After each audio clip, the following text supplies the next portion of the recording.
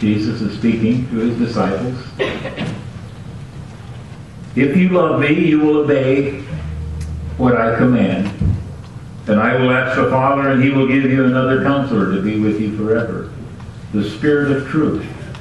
The world cannot accept him because it never sees him, nor knows him. But you know him, for he lives with you and will be in you. I will not leave you alone. I will come to you. Before long the world will not see me anymore, but you will see me. Because I live, you also will live. On that day you will realize that I am in my Father, you are in me, and I am in you. Whoever has my commands and obeys them, he is the one who loves me. He who loves me will be loved by my Father, and I too will love him and show myself to him. The word from the Lord in the house of the Lord.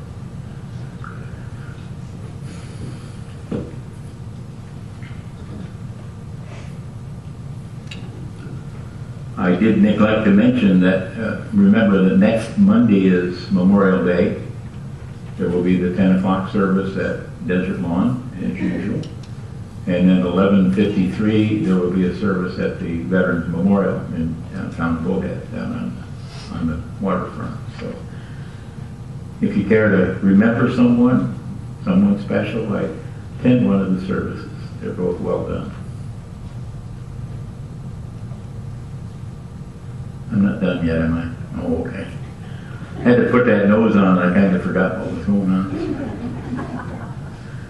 The Greeks were kind of funny. One of the things they really, really worshipped was wisdom. They worshipped Sophia, which was the goddess of wisdom. And they attributed almost everything to being able to know with confidence because of wisdom.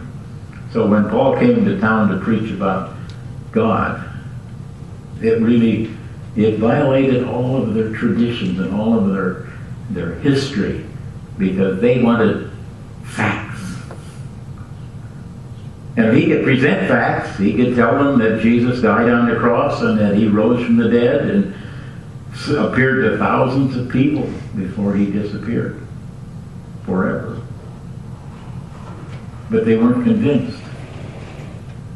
Or not all of them were convinced, I guess is the best. There's some places in Athens where they point out that this might be the very spot where Paul preached. And this might be the very spot where something, everything, if you take trips over in that part of the world, almost everything is, this probably is, or this might well be. So we have to accept a lot of things. Just as we talked about the road to Emmaus, which according to historians and geographers never existed, but it's pretty important in the Bible. We have to remember that not everything can be laid out in black and white. Not everything can be learned from reading someone else's facts. But there's a great deal that happens because we trust our hearts as well as our heads. Oh, I believe in information, and I believe in knowledge. I think we have a lot more knowledge than we do wisdom in our world today. Look at all the stuff that I'm going to be challenged this summer, because I'm going to have a 19-year-old college student in my house who will know more than I do. He has for a long time, no more than I do. But I don't know that he has any idea what to do with most of what he knows. And that's the real challenge in what we have, and the real challenge in what Jesus said to his disciples. I'm going to give you someone so that you're not alone. And we cleave to each other. We marry if we can. We have great celebrations with friends. We gather as a congregation because we feel we need to never be alone. Solitude's a scary thing. I cannot imagine how horrible 20 years in solitary confinement must be. The story of the man without a country, of the man who in court said, I hope I never hear the name of the United States again. I hate this country. I hate. And the judge sentenced him to just that very thing. He sailed on a ship where America was never mentioned. And it's a story about a man who realizes what he sentenced himself to. And we do the same thing. We separate ourselves from a God who loves us so much that he can't wait to put his arms around us. And we say, no, I'm suffering and I'm going to suffer in silence. No, we never suffer in silence. We're going to make sure if we're suffering, you're going to know about it. We want company. We want companionship. We want never to be alone. And Christ promised that we never have to be alone. He said, I will send you a companion who will always be with you, that you will know I am in you and you are in my Father. But unless we're willing to open our eyes, unless we're willing to open our hearts to that companion, we are alone. The Holy Spirit doesn't invade our body. It resides in it. It's there in it. Can't explain why or how. It's there. But it manifests itself only when we're ready to accept it. God doesn't force anything on us. Religions force things on us, but God never did. I have to go to annual conference here in a couple of weeks or 3 weeks, whatever it is. God didn't tell me I have to go. The bishop did. The bishop believes in religion. I ain't gonna go there. Religion has so many trappings. Religion does things because they're what they do. And we need reasons for it. How many of you have noticed that there's white draping on the cross? And when you got here on Easter morning, there it was. And do you know when it goes away? At the end of Easter's tide. See, there are seasons in the church. In the religion, there are seasons in the church. And Easter tide is one of them. It runs for 40 days after Easter. And at the end of 40 days is Ascension Day. Every once in a while, Ascension Day falls on Sunday. And then we can celebrate it. Or you can come on Thursday and celebrate it this year. I probably won't be here. Because I think that's what is religious about it. And we'll take down the white cloth. And we'll begin again to celebrate not the cross where he died, but the cross that he left. Religion is a tough thing to live with, and that isn't what Christ wants us to live with.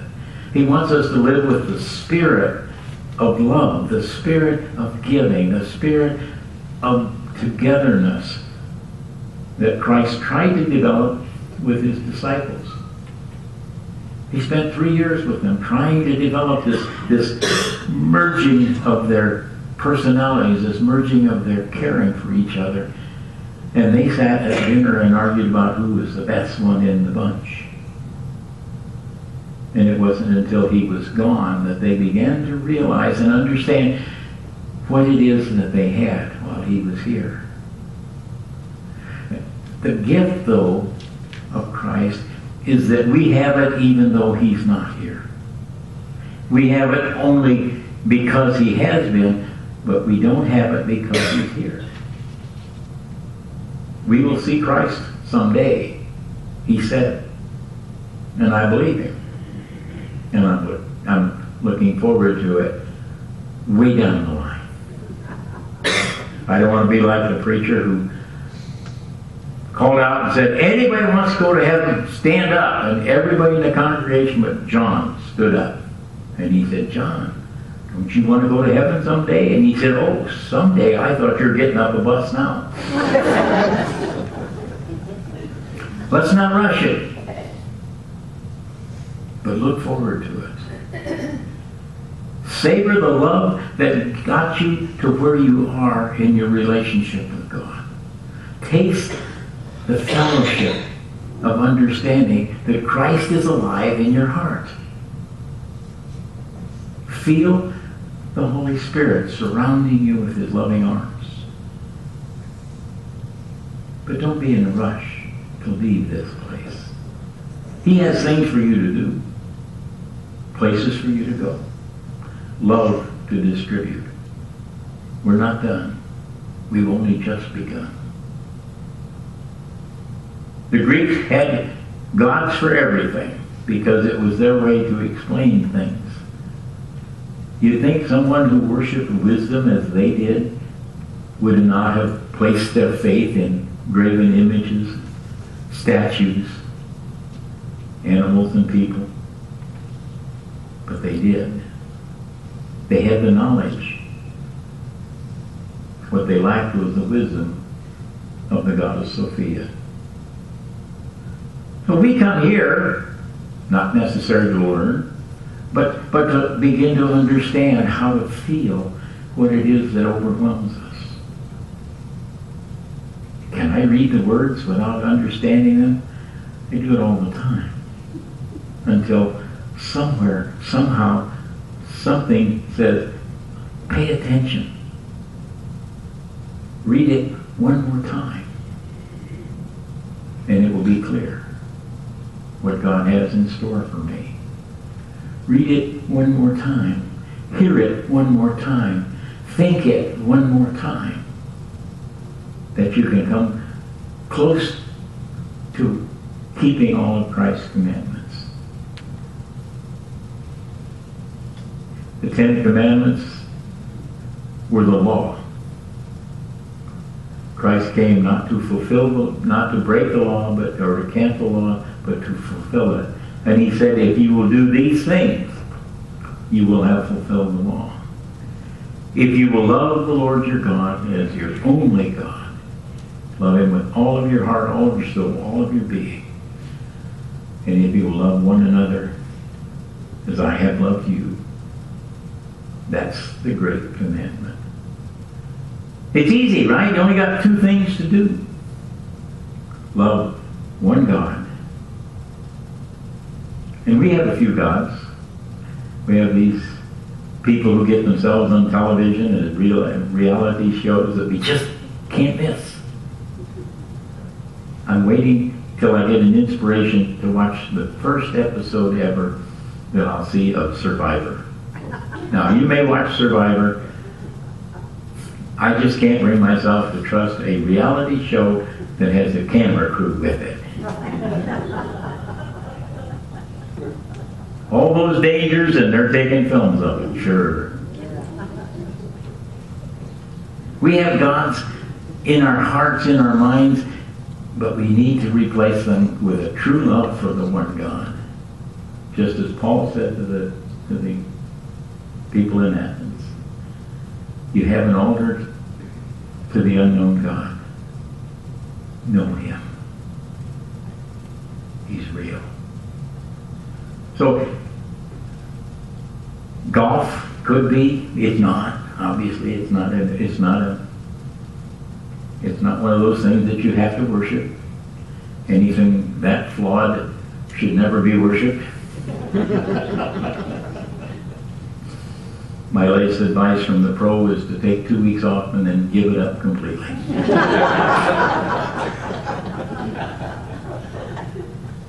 But I'm not going to. Because somewhere there's going to be that perfect, absolutely perfect contact between my golf club and my golf ball. Somewhere, somehow. And I'll never find it if I give it up.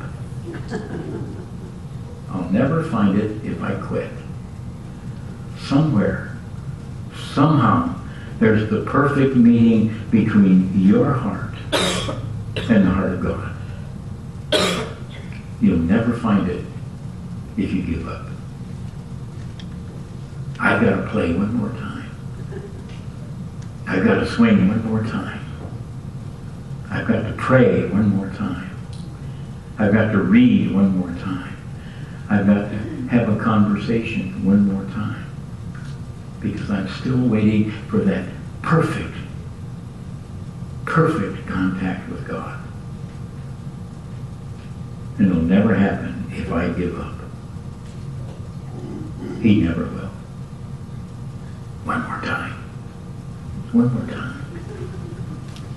The hymn of promise, number 707. He stands